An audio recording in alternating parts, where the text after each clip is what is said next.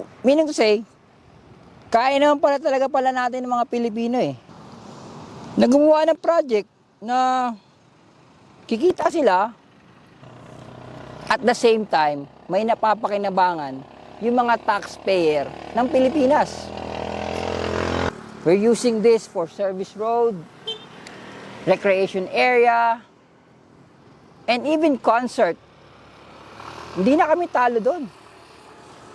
So kaya naman pala talaga It's a win-win situation baga.